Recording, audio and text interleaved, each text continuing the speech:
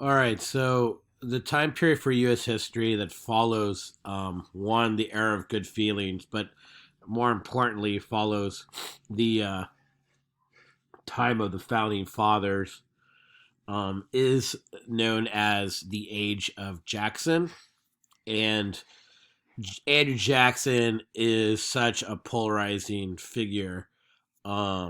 He just has a way of being serving as a really good tool, as a periodization. In other words, um, illustrating the shift that happens between the time of Washington and Jefferson, and instead the time of the shift where you have much more of a populist um,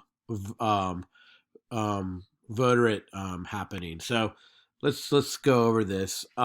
First thing is, how did Andrew Jackson come to become American president?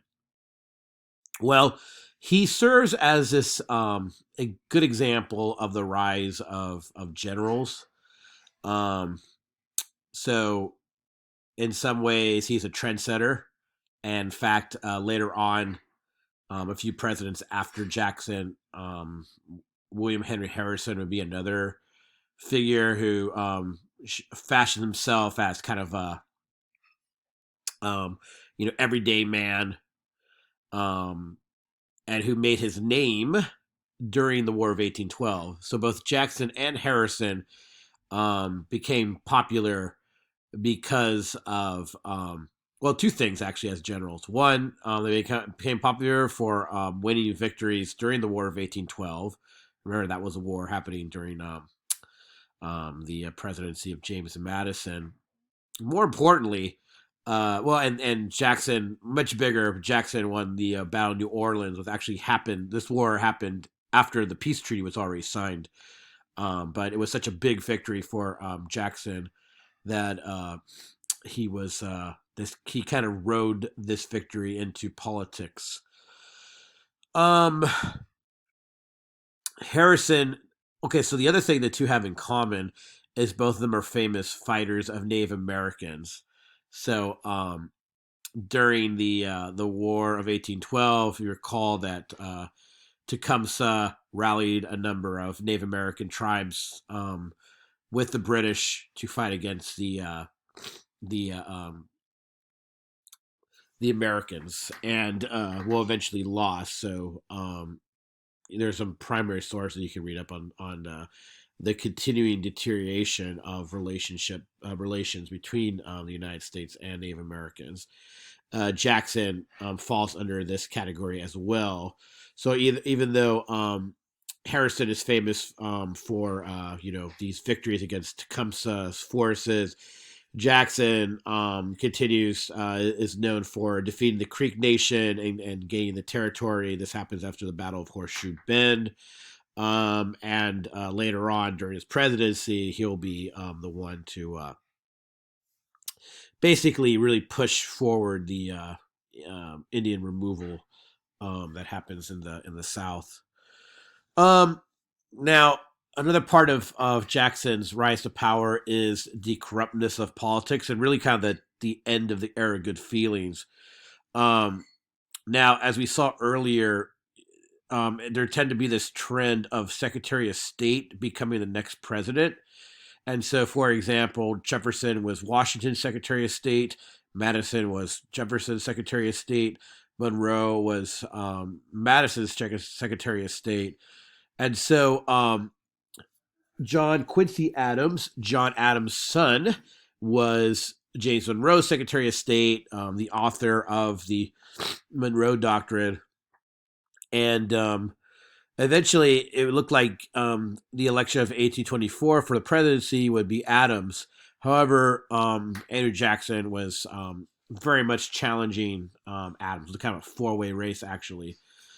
And what happened was it was too close to call. It went off to a runoff, and Henry Clay, who was running Congress, he decided to throw his weight behind Adams. And it looked like it was a corrupt bargain because guess what? Clay becomes Adams' Secretary of State. And that whole like, okay, you scratch my back, I'll scratch yours. Anyways, Jackson accused Adams and Clay of creating a corrupt bargain, and so this already sets off this kind of antagonistic relationship politically between the Congress, Adams, and Andrew Jackson. And so the actual election of 1828, when Jackson ran against Adams, and Adams had a terrible presidency, um, this was really, really a lot of mudslinging that happened here between the two. It's kind of considered one of the worst um, what's it called campaigns for president in American history. Just a sense of like mudslinging.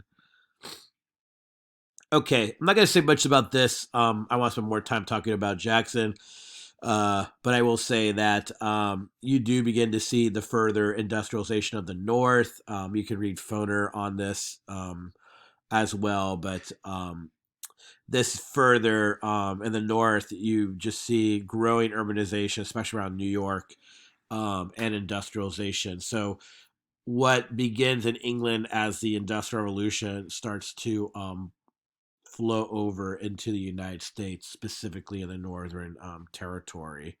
So, yeah, like I said, all right. So I wanted to focus for the rest of the time on Jackson. And well, first of all, let's look at this picture here. Kind of get an idea of Jackson's how he's perceived by the media and how contentious it had gotten.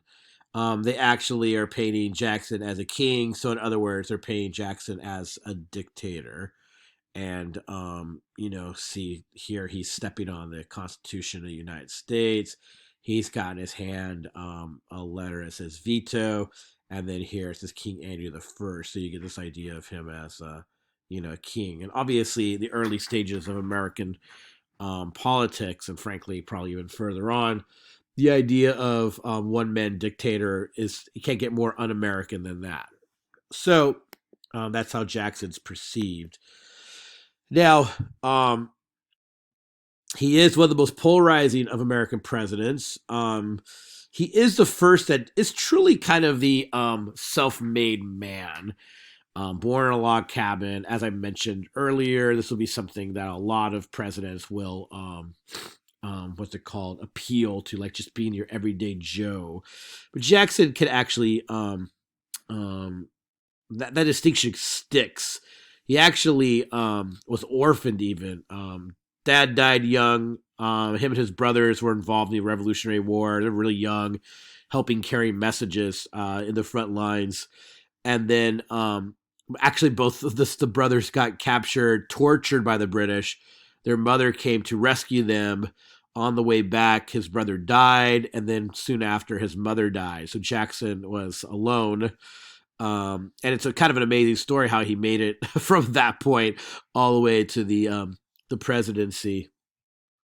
So about the time where he becomes president was when the electorate was opened up to every white man, every white male. So women can't vote yet, and obviously the issue about slavery and Native Americans, they're basically African Americans are left off as well. But Jackson runs that populist kind um, of appeal to the common working white male, specifically in the South, and he wins the popular vote in that way. When he becomes president, he is one of the first presidents to really consider the executive branch or the presidency as the most democratic of the federal government, and thus you see his the political cartoon paint him as a dictator because he really did um, hold on to the power of the presidency as something that was his to yield. Um, his partner in crime, Martin Van Buren, who couldn't be any more less like Jackson, but is important because with Jackson, they're the ones that really created what we know of as the Democratic Party. And Jackson's so polarizing, and the Democratic Party is so um, seen with such suspicion by others in Washington politics that the Whig Party is created in protest. So, like I said, Jackson serves as quite the separator between the time of the founding fathers and the time of this new frontierism, this moving west of American of America and American politics in particular. He was a duelist. He actually did shoot people before, challenging a duel, so he had quite the temper.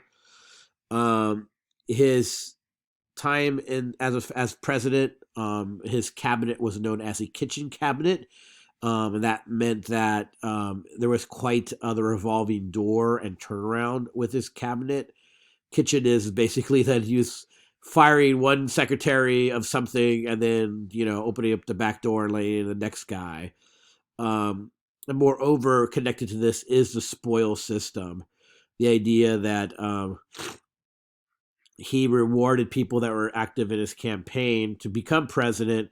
Once he became president, he started to do the hookups and get some of his closest associates in government office. So it's truly an outsider type of presidency for the first time. A non-founding father or anybody connected to the founding fathers. Uh, when he became president, there was a big old party in Washington, a bunch of outsiders. So obviously, all the Washington insiders felt something dangerous was happening or something like that. All right. Um, some of the big moves he made politically was this fight with South Carolina of nullification. In fact, it went so bad that he was openly fighting with his vice president, John C. Calhoun. Now, Calhoun is one of those people like Henry Clay and Daniel Webster who are famous for being lifelong congressmen, senators, without ever actually becoming president. And so they're more famous for their work in the Senate, but they did serve some stuff in like cabinets and even VP. But Calhoun is also famous for being very much pro-slavery, probably one of the biggest pro-slavery voices in the history of Congress. And Jackson was really pushing this tariff, and South Carolina wanted to basically nullify this tariff. And so um, Calhoun will argue this language of states' rights and even quote unquote minority rights for the right of a state to hold slavery. This is a kind of an extension of where Calhoun goes, but it's inserting this sense of like state sovereignty over the power of the president. And even though in some ways Jackson is sympathetic to this argument, he was not afraid to use the power of the presidency to enforce South Carolina to stay in the Union. And in fact, in 1833, he will say as much like, "Look, South Carolina, think it's going to nullify itself um, to do nullification over these tariffs. I will force them to stay. I'll force them to behave." So he's planning to use the power of the presidency and the military to ensure that. So it shows you again, Jackson was not afraid on principle to even go against allies. The other thing Jackson was very big on was destroying the National Bank, where this is Alexander Hamilton's baby. And some would argue that him doing this will cause big problems for his successor, Martin Van Buren, when he becomes president, because, well, one, there's a big fight between Jackson and Congress over the bank, but two, it does lead the country into sort of a recession afterwards. Okay. So I'm just wrapping things up. There's a video you can watch about any removal. and also some primary sources on the module as well. We'll probably talk more about this in detail when I talk with you all next time I see you. But I would encourage you read the book, follow the primary sources as well on this.